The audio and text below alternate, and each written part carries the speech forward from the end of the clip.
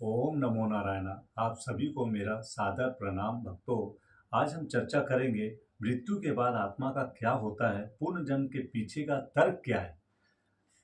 चूंकि शरीर विनाशी है और आत्मा सनातन है, इसलिए प्रश्न उठता है कि शरीर की मृत्यु के बाद आत्मा कहाँ जाता है। श्री कृष्ण बताते हैं कि शरीर की मृत्यु होने पर आत्मा दूसरा भौतिक शरीर धारण करता है।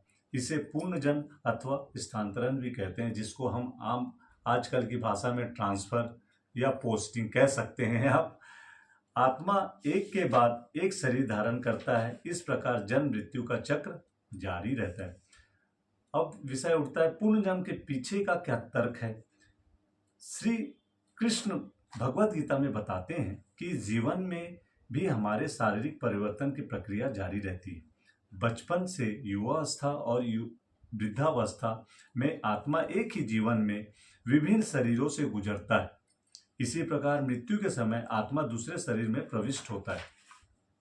जिस प्रकार देहधारी आत्मा निरंतर इस शरीर में बाल्यावस्था से युवावस्था में तथा युवावस्था से वृद्धावस्था में जाता है, उसी प्रकार मृत्यु के पश्चात यह दूसरी देह में प्रवेश करता है।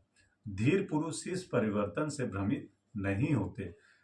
श्री कृष्ण बताते हैं कि आत्मा के लिए भौतिक शरीर एक वस्त्र के समान है। जिस प्रकार हम समय आने पर पुराने वस्त्र त्याग कर नए वस्त्र पहनते हैं, उसी प्रकार जब शरीर अनुपयोगी हो जाता है तो आत्मा उसका त्याग करके नया शरीर स्वीकार करता है।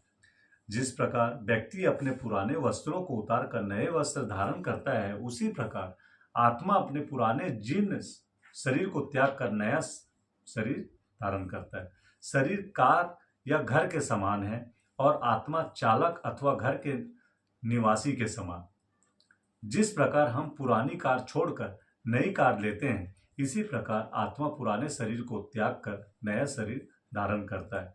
क्यों एक बच्चा धनी परिवार में जन्म लेता, कभी सोचे हो मित्रों, कभी सोचे हैं भक्तजनों आप लोग, क्यों एक बच्चा धनी परिवार में जन्म लेता है और दूसरा निर्धन परिवार में।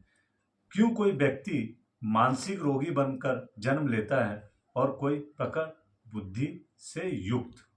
आप देखे होंगे कोई बच्चा बचपन में बचपने से ही वो इतना टैलेंटेड होता है, इतना बुद्धिमान होता है कि उनकी चारों दिशाएं में चर्चा होने लग जाती है, दूर दूर तक। मतलब हमारे आभास हो जाता है या हमें पता चल जाता है कि यार फलाना जो है गांव का बच्चा बड़ा मतलब बुद्धिमान है। या आजकल आप देखे होंगे टीवी में भी आता है वो टैलेंटेड जो बच्चों का है ना, तो आज के जो युग में तो आप देखे होंगे। तो क्यों होता है, कभी सोचें आप, जन्म में इतना अंतर क्यों। यदि हम समझ जाए कि हमारा वर्तमान जीवन हमारे पूर्व जन्मों में किए गए कर्मों के आधार पर होता है, हम इस गुत्थी को सुलझा सकते हैं। तो आज का विषय यही रहा। अगले भाग में हम इसकी चर्चा करेंगे दोस्तों विस्तार से।